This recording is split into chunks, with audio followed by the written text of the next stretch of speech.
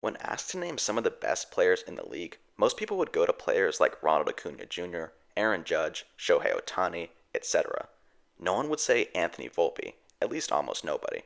Through the first 3.5 weeks of the 2024 MLB season, Volpe has statistically been a top player in baseball. Through April 14th, he is top 5 in Fangraphs wins above replacement, next to guys such as Mookie Betts, Bobby Witt Jr., Juan Soto, Jose Altuve, and more. Just 1 year ago, it looked like Volpe wasn't ready for the major leagues and how much better the pitching was compared to AAA. So before I go any further in the video, please consider liking and subscribing, as it helps out my channel a ton. Thank you. Bringing things back to Anthony Volpe, the New York Yankees shortstop dealt with his fair share of offensive struggles in the 2023 season. It was easy to completely overlook his hitting issues entirely because the rest of the Yankees lineup was also pretty awful. Anthony Rizzo with a concussion, no Aaron Judge, Josh Donaldson, the list really goes on and on. But to people who paid close attention to the team, it was pretty clear that Volpe probably just wasn't ready to come up to the major leagues just yet, having spent just 22 games in the highest level of the minor leagues, AAA. His offensive stats on the surface definitely say that he was a pretty bad player, but it's important to have a deeper knowledge of why Volpe wasn't seeing any results at the plate. The most obvious thing that pops up to me first is his big disparity in walk and strikeout rates.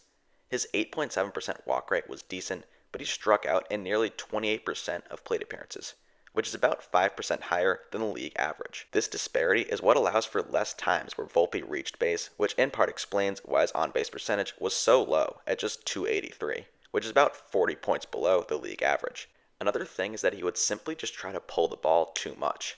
Pulling the ball can be a good thing if you hit the ball hard enough, but a lot of times he would try to pull a pitch either out of the zone or on the outside part of the plate, which most of the time led to a pop-up or a weak ground ball.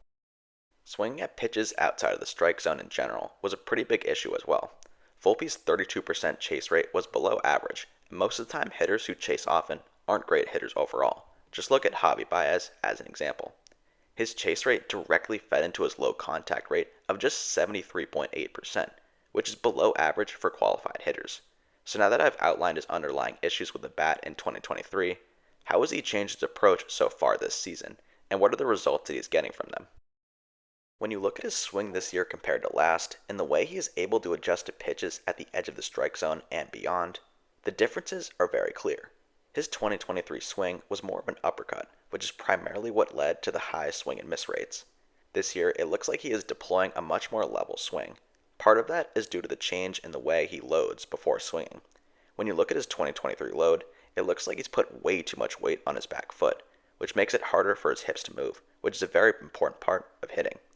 He's also so hunched over in the box that his head is on the same level as the umpire, who is partially squatting to see the pitch better.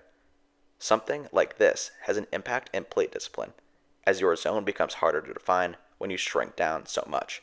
It's possible Volpe was looking at more strikes due to this. The 2024 load is much better, much more upright, and a bigger leg kick for more power.